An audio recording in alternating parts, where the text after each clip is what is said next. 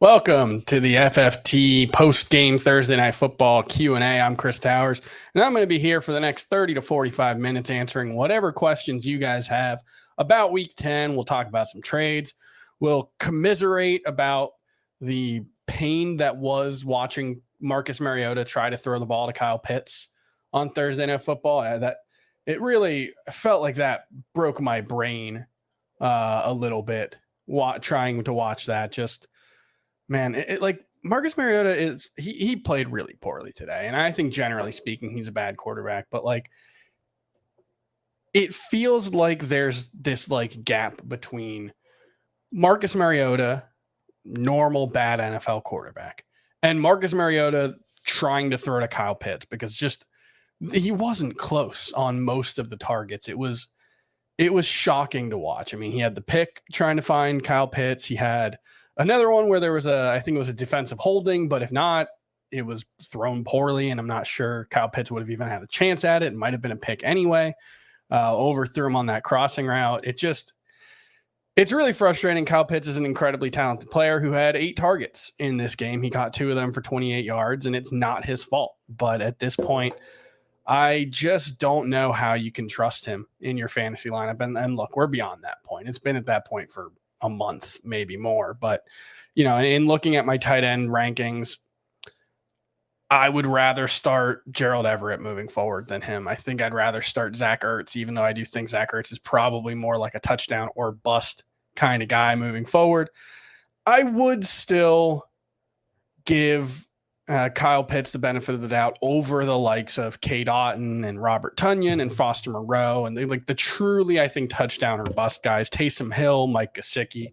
I still think I would rather start Kyle Pitts than those guys, but it's bad. I thought Kyle Pitts was going to be the clear number 3 tight end. I thought he had a chance to be the number 1 tight end. One of my bold predictions coming into the season was this would be the last time for the next half decade that Kyle Pitts wasn't the first tight end drafted. And clearly that's not going to be the case next season. We got someone in the chat. At some point, Mariota has to get benched just to see what the rookie can do. I mean, you would think so, right? I don't think Desmond Ridder is likely to be a high-end starting NFL quarterback, but Marcus Mariota is it's not just that he's been bad. I mean, you can live with a bad quarterback. PJ Walker probably isn't a very good quarterback on the other side, but Marcus Mariota has been in the league for 6 years, 7 years, and he's still making the dumb mistakes that you shouldn't be doing when you have the kind of experience that he has. And obviously I'm talking about the one where he tries to throw out of getting sacked. Should have been, I mean, if not for the fact that he was just down, it would have been either a pick 6 or very close to a pick 6. So that's the kind of play where it's just like, what is this guy doing? What are we doing with this guy as our quarterback? If I can't trust him, like I get not trusting Desmond Ridder. He's a rookie. He's not necessarily the most skilled guy in the world. I get not believing that he's your long-term answer. But when Marcus Mariota is costing you points like that, when he's as off kilter as he was tonight, I just don't see how you can keep riding with Marcus Mariota. Desmond Ridder not good either. Okay, fine. The Falcons aren't going to win anything. Like this is not a team. They're 4-6, and that's a shocker. Like I don't buy this idea that like, oh, as long as you're in it, you have to keep Marcus Mariota out there because he's not giving you a chance to win. This is not a guy who's doing anything to elevate your team. The fact that their passing offense is so anemic when they've got Kyle Pitts and Drake London, 2 massive, super skilled wide receivers, is just it's a testament to how bad Marcus Mariota has been. And look, I thought he was decent coming in. Like I thought among the realm of backup quarterbacks, he was fine, but he just is not getting it done right now. He's not good enough as a passer, and he's not bringing enough to the table as a runner. And they're not using him smartly enough as a runner that it's worth keeping him in there. See what you got in Desmond Ridder. Why not? On the other side of that game, though, I mean, you had one good player, Deontay Foreman, 130 yards, 31 carries, and a touchdown. That was a great game for Deontay Foreman. And I'll admit, I was a little skeptical coming in. I was worried with Chuba Hubbard healthy that Deontay Foreman was going to play a much more limited role. When we saw these two active in week 7, it was week 7. Yeah, week 7. It was Chuba Hubbard who was the lead back. He had 8 carries to, I think, 5 for Deontay Foreman when Hubbard left the game. And then Foreman got 11 carries in the fourth quarter after Hubbard left the game mostly. So I thought it was going to be at least closer to an even split. Clearly it wasn't. Foreman looks very good. I don't know whether he can sustain this. I mean, he's looked really good basically against the Falcons, and that's it. He had the one long run against the Buccaneers, and that was kind of it in that game. But, at the way they're using him, I think he's in the RB2 discussion moving forward. I think he's, probably like a poor man's Dameon Pierce. He doesn't have even the passing game that Dameon Pierce does, and Dameon Pierce isn't, a huge part of the passing game. He's in a bad offense, and there are going to be games where he's just game scripted out. But I think, you compare him to like Cordell or Patterson the rest of the season, I think that's a really close call. I think Patterson's the better player, but I think the Falcons have a lot of reasons to keep Cordell or Patterson's touches in check in a way that I don't think is true of the Panthers with Foreman. So, as we saw in this game, I don't think we're going to see any, 30 carry games for Cordell or Patterson. So I think those two are very close.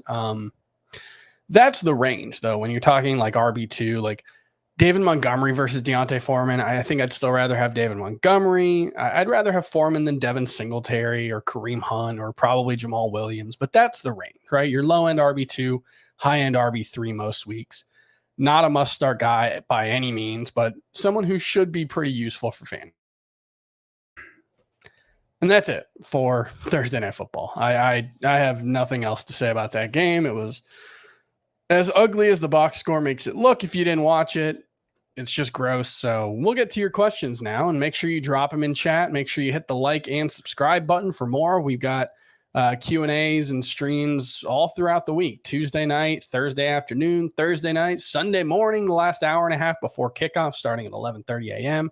Adam Azer, Frank Stanfield, and I are here answering, literally hundreds of questions for you. Well, maybe not literally. It's like 90 minutes. We probably get to like 150 questions. I don't know if you can technically call that hundreds, but we'll call it that anyway. All right. So make sure you subscribe to the Fantasy Football Today YouTube channel. And let's see some questions in the chat. All right. Is the Cardinals DSTA must start this week with the Stafford injury? They're not a great defense, so I don't think it's at all a must start. But yeah, if Stafford's out, this offense has been bad enough with Stafford that I don't think, obviously he's dealing with the elbow injury. Maybe you can chalk some of it up to that. But I think the issue for the Rams right now, more than anything, is just a severe lack of playmaking. Allen Robinson is not a guy who can get open consistently anymore. Tyler Higbee has never really been that guy. Cooper Kupp is kind of the only thing this offense has going for it. So I do think if John Wolford does start for Matthew Stafford, I think you probably can use the Cardinals DST. It's not a must start, but they will definitely be a top 10 and probably top 6 option for this week. 7-2, 10-team PPR league. Trade away Jeff Wilson and Mecole Hardman for Jonathan Taylor. Jeff Wilson is a depth piece, and Mecole, I don't see myself starting. Yeah, I think that's an A+ trade. That's exactly the kind of trade you should be making for Jonathan Taylor. Look, Jonathan Taylor, it's possible that this Colts season just continues to go sideways, and then the Jeff Saturday hire blows up in their face. And I honestly don't even remember the name of the guy who's calling plays for them this week. He's a 30-year-old who doesn't have any NFL play calling experience. So, look, it's entirely possible that season goes sideways and Jonathan Taylor just isn't very useful, or continues to deal with his ankle injury and just gets shut down. I think that's on the table for Jonathan Taylor, and then there's a low floor there. But it's still Jonathan Taylor, right? This is still arguably the most talented running back in the NFL. If he's not the most talented, it's at worst number 5, right? Like Nick Chubb, Derrick Henry, and Christian McCaffrey, and that's the only guys in the discussion with Jonathan Taylor. So, yeah, it's a bad situation, but like Dameon Pierce isn't a better player than Jonathan Taylor, and that's probably not a worse situation than Jonathan Taylor's situation in Indianapolis. So, or Jonathan Taylor's situation isn't worse than Dameon Pierce's, or at least not appreciably worse, I don't think. So, yeah, I think Jonathan Taylor should still be a low-end RB1, high-end RB2, assuming he's healthy. If he's not, sure, there's some risk of that, but you're not giving up much. Jeff Wilson Jr., I think he's going to be in a timeshare in a backfield that is averaging, I think it's 20.4 RB carries per game and like 2.5 RB targets or something. It's not a situation where they use their running backs a ton. So I think that's a perfectly fine trade. Start Goddard or Kittle this week. Wow, that's a really tough one. These are both top 3 tight ends for me, but I'm going with Goddard. I just love the way Philadelphia uses him, and I have fewer questions about his usage than I do with Kittle because, that 49ers offense, they're awesome, right? They've got so many weapons. Deebo Samuel, Christian McCaffrey, Brandon Ayuk, George Kittle. Like, that might be the single best skill player group in the NFL. If we're not counting the quarterback position, obviously. But this is a 49ers team that's probably still going to be pretty run heavy. I would guess they'll probably be in the bottom 10 in terms of pass rate moving forward. And so that's just going to mean there's a math problem in San Francisco. And, if Deebo Samuel gets 8 targets, is George Kittle going to be able to get 8 targets? If Brandon Ayuk has an 8-target game, what does that, it's really hard to make the math work consistently enough in San Francisco that I think it makes everyone except McCaffrey iffy-ish. Kittle, you're starting in like 99% of circumstances. If you're the guy with George Kittle and Dallas Goedert, congratulations, you don't have to start George Kittle. But everyone else, you should be starting George Kittle. Let's see. Who should I flex full PPR? Hardman, Dalvin Cook, Aaron Jones, David Montgomery. I don't think Hardman's in that discussion. I know he's been good the last few weeks, but the targets still really aren't there. It's been a lot of big plays. They're using him really well, but I just don't think you can rely on this kind of production from him. I think I have Aaron Jones ahead of Dalvin Cook. I have him one spot ahead. Buffalo's defense is the tiebreaker there. I think they're a little bit of a tougher matchup than Dallas, assuming Aaron Jones is fine to play this week, and it seems like he will be. Let's see. More questions. Again, drop your questions in the chat. I'll get to as many as I can. And I do want to say, I haven't noticed anybody yet, but I'm sure somebody is in there or will be in there. Don't spam your questions. I'm going sequentially. And I'll try to get to as many as I can. If you spam your questions, if you put them in 6-7 times, makes me less likely to answer them, not more. So just throwing that out there. Thank you. Pick one: Jeff Wilson, George Pickens, Khalil Herbert, half PPR. This is one where I think it comes down to, I've got Jeff Wilson as my RB29. I've got Khalil Herbert as RB25. It might be Pickens, though. I'm interested to see what the Pittsburgh Steelers offense looks like without Chase Claypool. I don't necessarily think it's going to be, obviously a direct positive for George Pickens, but, because Chase Claypool, he's big, he's fast, fills a lot of the same boxes as George Pickens, but they were being used very differently. Claypool was running mostly out of the slot, mostly shorter routes, mostly shorter targets. Pickens has already been the downfield guy. The problem for Pickens has been that Kenny Pickett has been the worst passer on deep balls in the NFL. He's attempted, I think it's 26 passes of 15 plus yards, and he's completed I want to say 7 of them. He has a 15.9 passer rating on attempts 15 yards down the field. If he had been incomplete on all of those attempts, he would have a higher passer rating than he currently does because he has 6 interceptions to no touchdowns on passes 15 plus yards down the field. It's been really, really bad. He has, the argument for taking Kenny Pickett early was, hey, he's this really experienced guy who, he's going to be NFL ready. And he has not been NFL ready. He's looked overwhelmed. I'm not giving up on him yet. I want to see what he looks like coming out of the bye, but it's frustrating right now. And he looks bad. And it looks like Pittsburgh's going to need a new quarterback next year again. So all that said, Pickens has some upside if Pickett figures it out. It's confusing that they have Pickens and Pickett. So I would go with Khalil Herbert among that group. Who's the better start this week, Pollard or Kamara? It's Kamara, I think, rather easily. Pollard, unless Ezekiel Elliott doesn't play, but I think Ezekiel Elliott's going to play. If Ezekiel Elliott doesn't play, it's pretty close, although there was quotes from the RB coach in Dallas to something to the effect of, we want to keep him right around 30 snaps. He's averaging 29.5 snaps per game. Even in the game that Elliott missed, he played 31 snaps, and there was a run late in the game. He had a long run on a 3rd down, and I think he, kind of the quote from the RB coach was he went over to the RB coach and was like, "That's it, I'm done for the day. I got nothing left." And they want to keep him fresh. They want to keep him. They think his effectiveness goes down the more they use him. So as long as Ezekiel Elliott's healthy, I think Tony Pollard's going to be back to being a frustrating, RB3 with big play, touchdown potential. But, the likeliest outcome is frustration. Whereas I think Kamara is still one of the best running backs in fantasy. I'm not deterred by last week. I still have him ranked as a top 5 running back. Josh Palmer, David Montgomery, or James Conner in the flex. I was an idiot and started DJ Moore instead of Deontay Foreman. Well, yeah, that's bad. I think so. Conner has upside because it's the Cardinals offense, and they've always historically with Kyler Murray produced a lot of fantasy points for their running backs. That has not been the case this season, but they've still had a ton of carries inside of the 10-yard line for their running backs. They just haven't been able to blanking on the word, turn those touches into touchdowns. There's a word that I'm thinking of, and I can't get to it right now. It's, it's almost midnight. It's a little late. So convert. That's the word. So I'm going to go with Josh Palmer in this group. I really was very impressed with Josh Palmer last week. Looks like no Keenan Allen, no Mike Williams. I'm going to go with Josh Palmer. Christian Kirk, Alan Lazard, Gabe Davis, pick 2 in non-PPR. I think this one's going to be easy with I don't want to say no Josh Allen, but he hasn't practiced this week. It looks like there's a chance he's not going to play. I think you just avoid it. Stick with Lazard and Kirk. I think they might be better options either way. Trade Jonathan Taylor for Aaron Jones and Tony Pollard at 7 and 2 in full PPR. Yeah, I think you do that because I think Aaron Jones and Jonathan Taylor, I've got them ranked back to back this week. I think, rest of season, they're both low end RB1s, high end RB2s.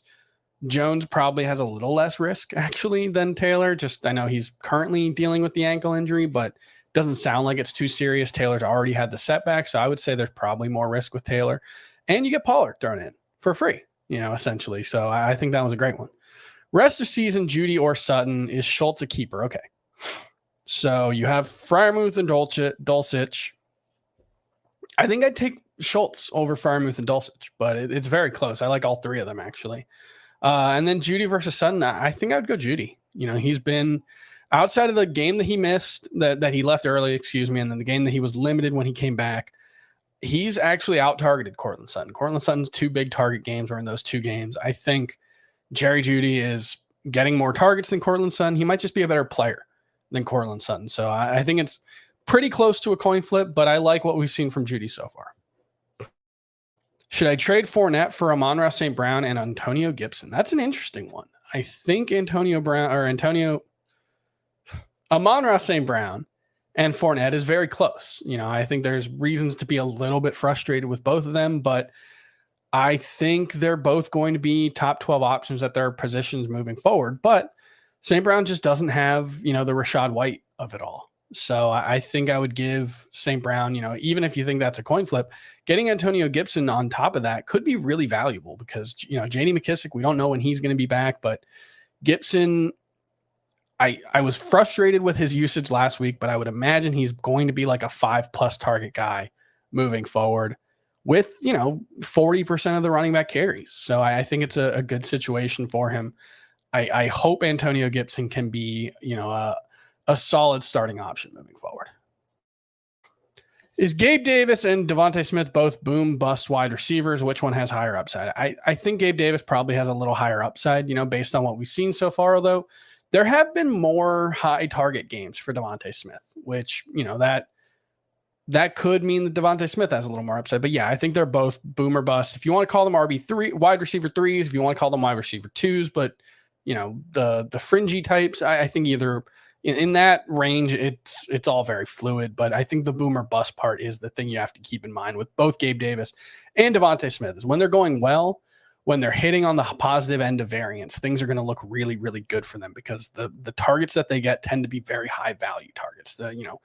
When Gabe Davis and Devontae Smith hit on big plays, they're going to look like awesome players. The problem is, and this is especially true of the way Gabe Davis is used, it's less true of Devontae, who gets more screens and short area targets. But, Gabe Davis he's playing almost every snap. He's running every route, but he's basically just running downfield routes and he's not earning a lot of targets. And that makes sense. You can't throw 25 yards down the field every play. It's not a feasible game strategy. And even when you're a big, fast dude like Gabe Davis, and even when you've got Josh Allen as your quarterback, like maybe it tips from being a 50-50 ball 20 yards down the field to being 55-45. But generally speaking, those are going to be lower percentage chances that you take because they give you an opportunity to break big plays. The problem is, go to your house, flip a coin 6 times in a row. Maybe 3 of them come up heads. Maybe 4 of them come up heads. Maybe 5 of them come up heads. Or maybe 4 of them come up tails. And that's the problem, is that when you're dealing with coin flip odds, sometimes the variance just doesn't go your way. And when it doesn't, and he's only getting 5 to 7 targets per game, it's going to be really frustrating. But I do think Gabe Davis is probably someone you need to ride the highs and lows with when Josh Allen is healthy. If Josh Allen doesn't play this week, I don't trust Case Keenum to get Gabe Davis going. It makes him even riskier. But when Josh Allen's healthy, I think Gabe Davis is probably someone that you want to just leave in your lineup. Like, I've got one league where I've got Curtis Samuel and Gabe Davis. I'm probably just going to keep riding Gabe Davis.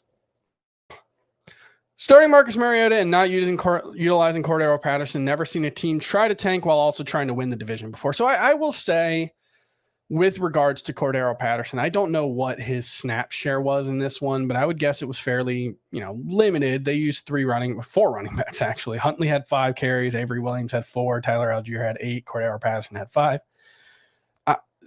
I'm not totally shocked that his usage was this limited. He played like 30% of the snaps in week 9, coming back from the knee injury. And then he only had 3 days to prepare for this game. So it was a concern coming in that frankly, I wish I had voiced more. I had my concerns about Cordero Patterson last week, and I looked dumb because he scored the 2 touchdowns, and I kind of shut up about it. And I should have been more vocal about my concerns about Cordero Patterson. I apologize. He was more like a low-end RB2 for me this week.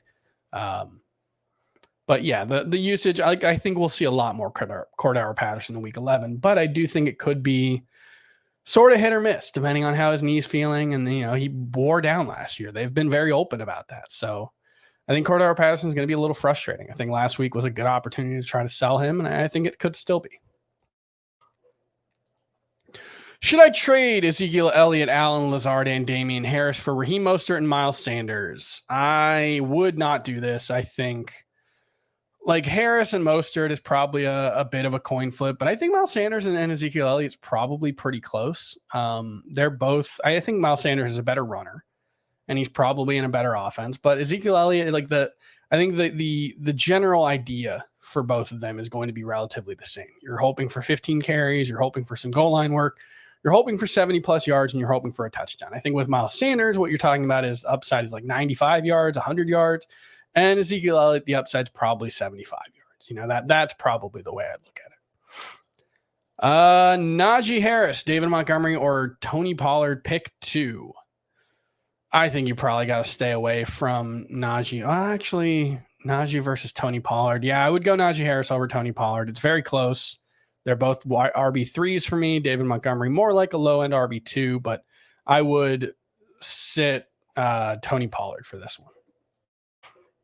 Full PPR, DeAndre Hopkins for Mark Andrews. Who wins the deal? If you're just looking at it as who's going to score more points the rest of the season, I think I would take DeAndre Hopkins. But obviously that's not how it works. Tight end scarcity is a real thing, even though, I like Dalton Schultz, Pat Freiermuth, Greg Dulcich, Kate Otten were all available in more than 20% of CBS fantasy leagues this week. So you could have added any of them, but it's still you're hoping that those guys can average 11 points per game the rest of the year, right? Like Mark Andrews you're hoping for 16 to 18 PPR points per game. So I think Mark Andrews is going to score fewer points than DeAndre Hopkins, but with the tight end premium, or not tight end premium, but tight end scarcity, I think it's really close, and I would lean Mark Andrews, but it's very, very close. I like both of them a lot. Have Everett drop Freiermuth for Jalen Warren. Drop Everett for Jalen Warren. I think Freiermuth is the better play. I really love the way he's been used in the games that Kenny Pickett's played. I think he's had 7 or more targets in every game. Like Everett, I think we've seen the limitations, right? He had a great opportunity last week with Keenan Allen and Mike Williams out, and he had 5 catches for 30-something yards. I think he's not necessarily as well suited for a big role in an offense as Pat Freiermuth might be. And Freiermuth, with Chase Claypool out, I think Freiermuth could really benefit from that even more. So yeah, I would drop Gerald Everett. How many more weeks can you hold on to Kyle Pitts? I will hold on to Kyle Pitts forever because I'm an idiot. Yeah, that's the it's really frustrating. I'm incredibly frustrated. Kyle Pitts is still, I think, a generational talent. I think it's like wildly kind of annoying to see people like, oh, Kyle Pitts is so good, right? And it's like, yeah, he's really, really good. If you're watching the games, he's gigantic and he's fast and he's getting open and he looks like one of the best receivers in football until the quarterback throws him the ball, and then the quarterback throws the ball 5 yards out of his, massive range of catching. So yeah, I think Kyle Pitts is it's so frustrating. And this is why, like, I'm such a believer in talent, and I'm a believer in, especially among wide receivers and tight ends, like talent winning, that I'm just probably going to keep holding on to Pitts. I'm not going to drop him. I'm definitely not going to drop Pitts, because the worst thing that I could see is in the playoffs going up against Kyle Pitts, and either Marcus Mariota is playing better or Desmond Ritter's in, and Kyle Pitts is a monster and he kills me. So I'm not going to drop him. But I'll start Pat Freiermuth and Greg Dulcich over him the rest of the way. Yeah, I think that's fine. I've got Tua, and I scooped up Russ. Traded Fields and Sutton for Amari Cooper. I think you could have done better. I do think Amari Cooper is better than Cortland Sutton the rest of the way, especially, we think Deshaun Watson, when he's eligible to play, is going to be an upgrade for them. He hasn't played in 2 years, so who really knows? But Amari Cooper looks like a must-start wide receiver the rest of the way, either way. But, Fields right now, with the way he's playing, with the way the quarterback position looks, I think you might have been able to do better, but I think you did fine. Is Raiders DST a must start? No, I don't think they're a must start. They're not a particularly good defense. So I never like, matchups really matter. And I don't want to say that the Colts matchup isn't a good one, because it should be, but I'm worried that, you'd be relying on a Raiders defense that isn't particularly good. So I think they're fine. They're top 12 for sure, but not, I'd rather start the Cowboys over them, even against the Packers. Trade away Derrick Henry for Kenneth Walker and DK Metcalf. Boy, that's a really tough one. I think it probably comes down to just what your situation is, because, if you need that extra, like if you're starting, I don't know, if you're in a situation where you're trying to decide between starting like Gabe Davis and Devontae Smith every week, and you'd rather have DK Metcalf, then I think it makes sense. But even then, it's really hard to be that weak at wide receiver that it's worth downgrading from Henry to Walker. Although, I mean, Kenneth Walker looks like I don't want to say a Derrick Henry type, but like a truly, truly special running back who outperforms his situation the way Derrick Henry has. Not to that same extent. I don't think he's a top 5 running back, but it's not a huge downgrade. So I don't hate it, but I don't love it either. I would say probably pass on this one. My question is, how do you consistently overthrow a 6'6" wide receiver? Yeah, that's especially one who runs a 4.4 40. Yeah, that's can DJ Moore play running back? He is one of those guys who I think, like, if you threw him in that Curtis Samuel, Deebo Samuel role, would probably thrive, but there's no reason to think they will. Should I trade Leonard for? I already did that one. Don't put your questions in twice. I'm going to try to get to as many as I can.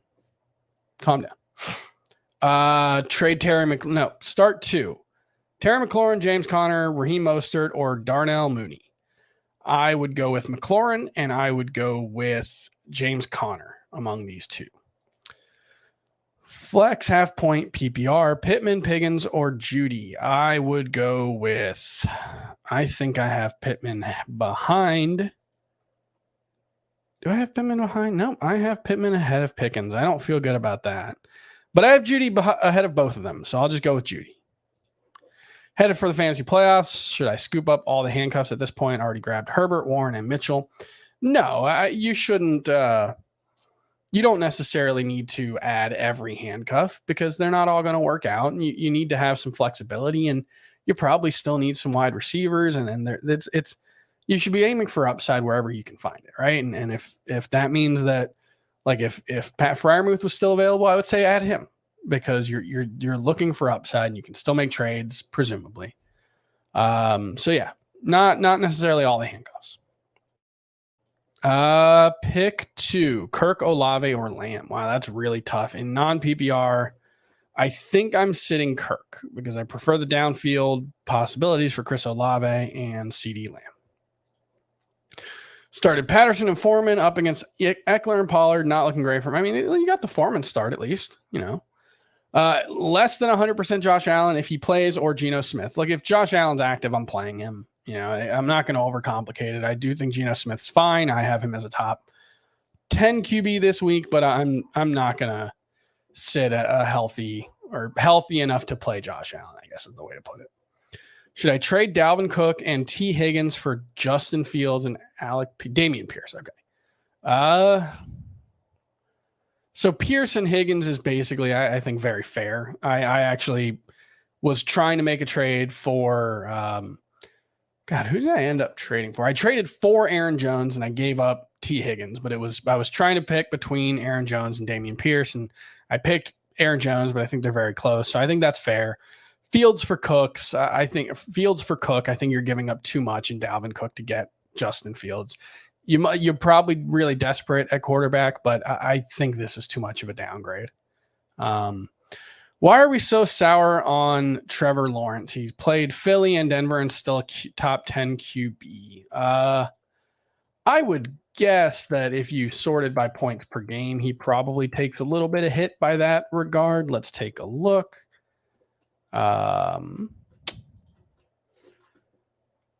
Yeah, he drops to QB 17. So that, he's averaging 18 points per game and 6 point per passing touchdown leagues.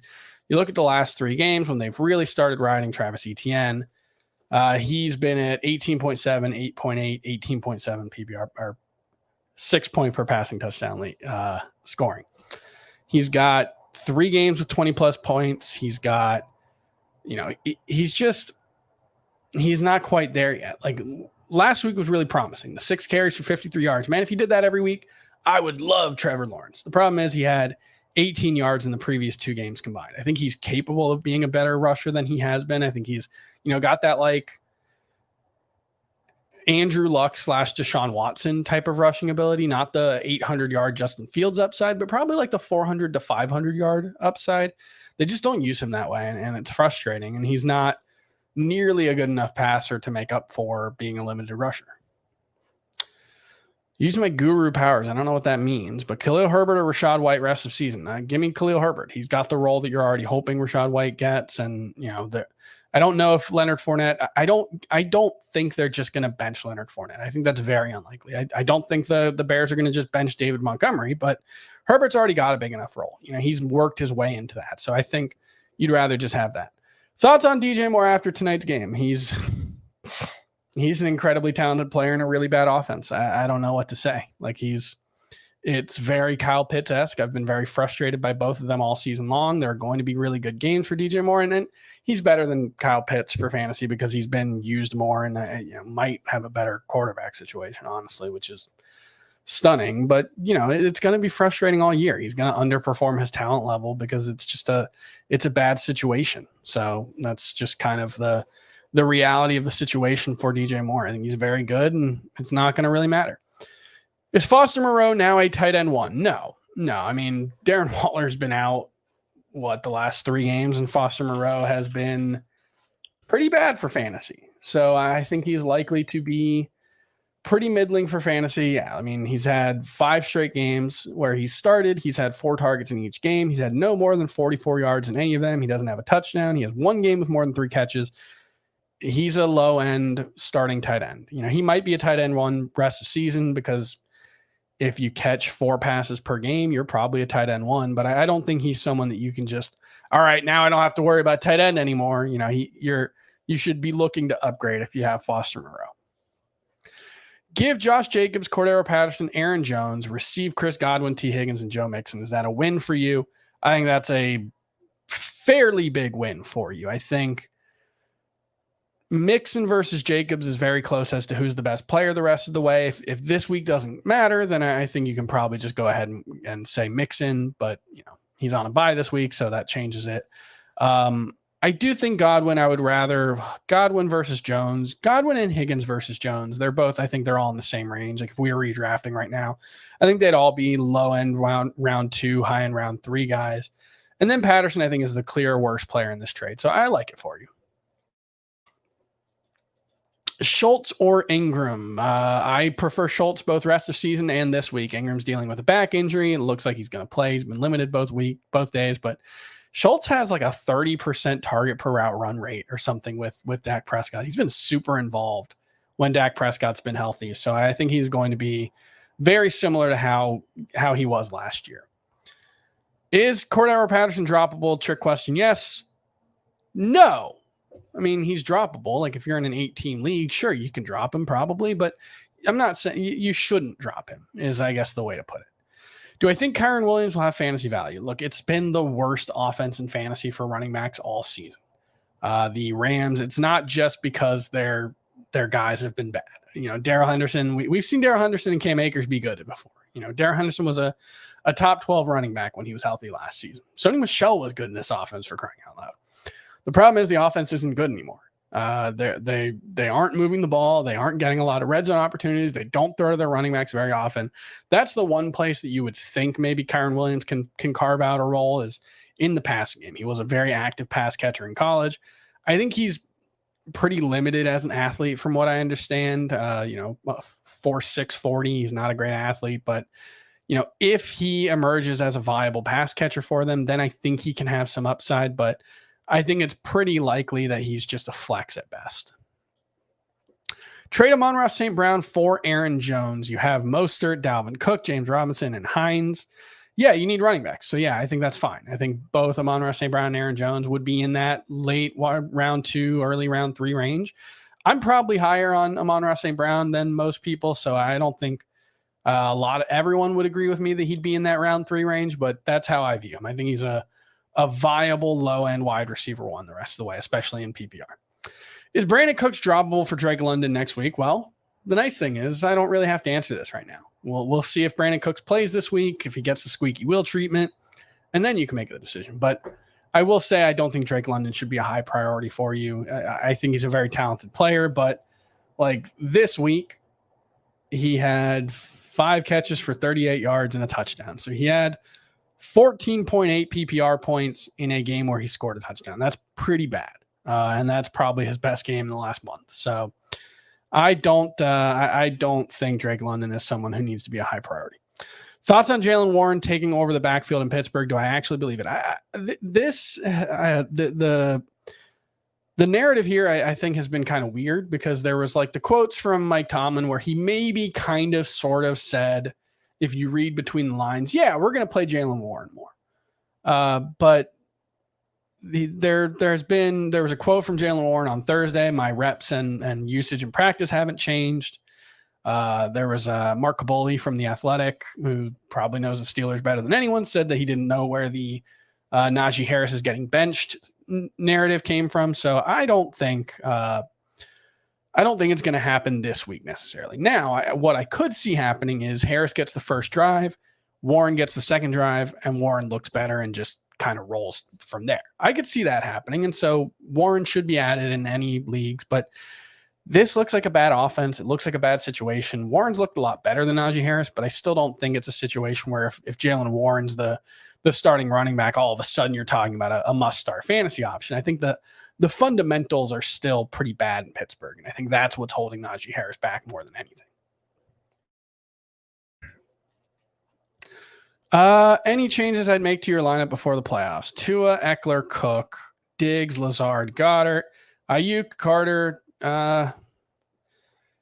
I mean, you could definitely upgrade that flex spot, especially with Lazard as a wide receiver too. I think that, you could use some either more upside, because I don't think Ayuk and Carter necessarily have a ton of upside, or a more predictable wide receiver 2 or 3. You could use someone like Christian Kirk, let's say, in terms of that more predictable guy. Or if you want to shoot for upside, maybe you go try to get Deontay Johnson and see if all those 10 target games turn into production like they have in the past. So that's what I would look for. Nice view. Yeah, it's you can see a train going by if you're paying attention. It looks nicer during the day. Rashad White or Kenneth Gainwell. I'd rather have Rashad White. Any reason to hold on to Chuba Hubbard at this point? No, not really. Where does Moreau rank with Darren Waller out rest of the season? I would say tight end 13, 10 to 13, something like that. Hit the like button. Thank you, Cousin Ernest. Need one flex PPR. Lamb, Rondale Moore, Josh Palmer. It's CeeDee Lamb, but I really like Rondale Moore and Josh Palmer this week. They're both, I think, top 20 wide receivers for me. Josh Palmer's 21, so I lied there. I'm sorry. Tua Fields and Kyler, 2 wide receivers. Who should you trade and for what? So I think you should probably be trying to trade Justin Fields. As good as he is, and he's a really, really talented runner. He's kind of, been. I'm not really. I don't really understand the rules of craps, but he's been rolling 6s. Is that like a good thing? I don't know. I think that's how it works. When he's been getting good outcomes multiple times in a row. And I feel very good about the way he's playing, the way the Bears are using him, the changes that they made of their offense, but there's going to be something bad's going to happen at some point. He's been, as a passer, very dependent on hitting 1 or 2 big plays per game. You can't count on that every week. You can't count on, the 100. I mean, obviously the 180 yards he's not going to do again as a runner, but there's going to be a game where he goes 11 for 36 yards because that happens to everybody. That happens to Lamar Jackson. So I think you can probably try to sell Justin Fields right now and look for a buy low opportunity. Amon-Ra St. Brown, Chris Godwin, Jonathan Taylor, Mike Evans, those kind of guys. I would really, Pitts is great. Bring it back to the start of the show. Pitts is great, but it feels like Mariota can hit dimes to everyone except Pitts. Yeah, that's the way it's been. That was what it was like watching today. It was just infuriating to watch that game. It took, I think, several years off my life watching Marcus Mariota try to throw to Kyle Pitts and fail miserably. Why can't Fournette be like what Foreman did today and just run 30 times? Well, because it takes the Tampa Bay Buccaneers 3 games to get 30 carries for Leonard Fournette. And that offense doesn't need Deontay Foreman or Leonard Fournette rushing for 4.2 yards per carry, right? Like that offense, if they're going to live up to expectations, it's not going to be because they run Leonard Fournette 30 times into the pile. It's going to be Chris Godwin starts making plays with the ball in his hands, and Tom Brady and Mike Evans get on the same page more often and hit on some of those big plays. It's not going to be the running game. I get the frustration, but you'd rather see this offense look like what it has in the past with Leonard Fournette getting the passing game work than anything else. Do I think Rashad White will blow up this week? No. I think he's going to be in that 35 to 40% snap share range, and it's going to be frustrating, and it's going to, he's a must. Uh-oh. They're coming for me. Sorry, they're not actually coming for me. That was just a little joke. And I think it's going to be a frustrating situation. And if that offense takes a step forward and becomes what it's been in the past, there could be room for both Leonard Fournette and Rashad White to be useful fantasy options. If Leonard Fournette's getting 12 carries and 5 targets per game and Rashad White's getting 8 carries and 4 targets, like that would be really, that could be really good. But they haven't been that. And I don't think that's what's this? I owe Justin Fields an apology, I guess. Bro, Fields is a league winner. Maybe. I don't like. I told someone to trade Justin Fields instead of Tua Tagovailoa. I don't think I'm being offensive to Justin Fields. Like, he's awesome, but Tua's pretty good. He looks like a top 5 quarterback the rest of the way too. So I don't think we have to do this like, oh, you hate this guy. Like, that's not how it works, man. Like, Tua Tagovailoa is really good too. He's got Tyreek Hill and Jalen Waddle. I don't know what you want me to say. Calm down. Stop yelling. Must be a Detroit Lions fan. I absolutely longtime Detroit Lions fan right here. Born and raised in Miami. Love the Detroit Lions. It was watching Dan Orlovsky. Dan Orlovsky playing quarterback and John Kitna. Like those were really my heroes growing up. And so that was what, instilled a lifelong love of the Detroit Lions in me. Get out of here. Don't be silly. Trade Goddard for Kittle. I always struggle with the like coin flip kind of like position for position in the same tier kind of trades. But yeah, I would rather have Goddard rest of season. So I think it's fine to pass on this trade. Do I think Cordero Patterson's an every week starter? No, I don't. I think they're going to limit his workload. It's going to be based on how he feels. And that's not something that we'll necessarily know ahead of time. You know, it's not surprising that his role was limited this week, coming off the short week and coming off the injury. I think that was somewhat predictable, but moving forward, there are going to be weeks when Cordero Patterson's really good. There are going to be weeks where the Falcons get blown out and they use 4 different running backs. I think it's going to be frustrating moving forward. I think that there's still an opportunity to try to sell Cordero Patterson if someone's viewing him as an RB2. I think he's probably more like a, touchdown or bust RB3. And frankly, the one thing that I don't think gets talked about enough with a player like Cordero Patterson is, they talked about him, the way he kind of ran out of steam last season. And they need to keep him fresh. The way he runs like Derrick Henry. Like, he invites contact. He's a violent runner, which is kind of surprising because he's a wide receiver. And you would think, oh, he's a finesse guy. That's not who Cordero Patterson is. He wants to run people over. And I think that makes it hard to know that he's going to be able to hold up to the kind of carries that you need. So I think Cordero Patterson is going to be a matchup dependent RB3. Keep Drake or Edwards or both. It depends who you're adding, right? Like if someone really good is available, then I think you could I probably would drop Edwards first instead of Drake, just because, you don't know how Edwards is going to react to the hamstring injury and whether he's going to be able to stay healthy. This season has been a good reminder that we don't need to, we shouldn't always be so sanguine about guys coming back from torn ACLs. I mean, we had, Chris Godwin. There were some leagues that we were drafting this year where Chris Godwin was going like the 3rd round. And it was like, man, he's like 9 months removed from surgery. And yeah, he was ready for week 1 and then he got hurt, because it's not just, are you ready for week 1? It's, are you ready to play? And are you fully, did you get through training camp? Like this is, soft tissue injuries tend to happen most frequently in training camp and in the first few weeks of the season. And when you're talking about a guy coming back from an injury who's not going to get the full reps, these kind of injuries happen, and so I think there's some risk with Gus Edwards moving forward. So I would, if I had to drop one, I would probably drop Edwards instead of Drake. Let's see. We'll do one more question and I'll try to make it a good one.